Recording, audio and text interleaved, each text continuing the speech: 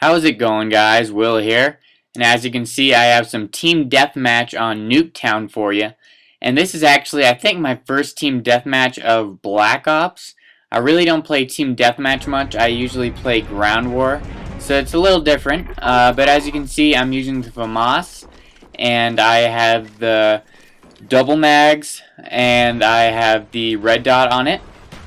And I definitely like that setup. The double mags work really well. It's sort of like sleight of hand every other time, and additionally you get a lot more ammo. So I think that's probably one of the better attachments you can put on there. And of course the red dot. A lot of the iron sights are good, but I like to put on this because I'm gonna put on Warlord anyways, because I like to have the two extra. I think the one extra lethal and the one extra special grenade. So that's additional if you get a Warlord Pro. So I suggest you put that on. So I might as well put the red dot on there. And my first perk is Scavenger.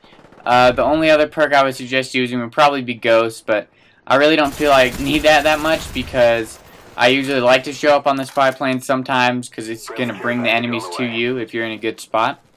And as you can see right here, I started getting in a predicament where in the enemy base and they're spawning all around me, and I fail right to get out there, but they're all coming up, so I try to switch it around. And as you can see, you got to choose your engagements wisely, and right here I get a nice little double spray. These guys didn't even know I was there.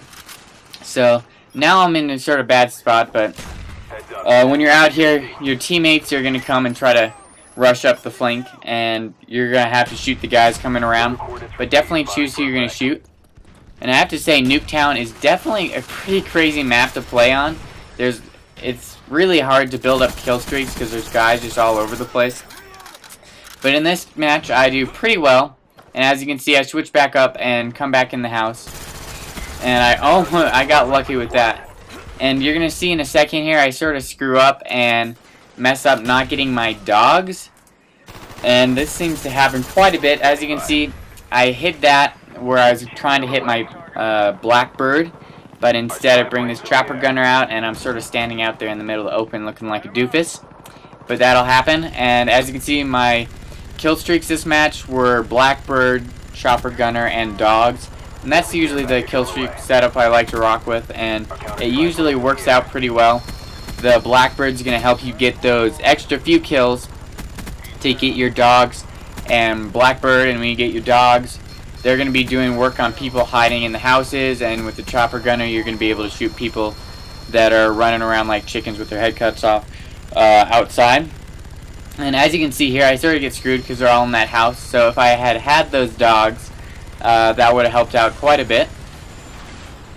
But my secondary doesn't really come into play, but I'm using the Strela, which is pretty much a Stinger missile, and I suggest using that because really secondaries in this game sort of suck. So you might as well carry that, so if a chopper gunner or a spy plane comes in the air, you can just shoot it down real easily. Because it seems that teammates don't usually like to shoot down air support in this game, so if you have that, be a good team player and just shoot down the air support.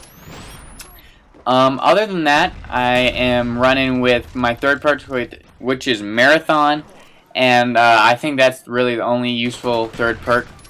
And so those are pretty much the setup I run on every single class. And I'm using the Semtex, which I think are better than grenades. I personally like them more.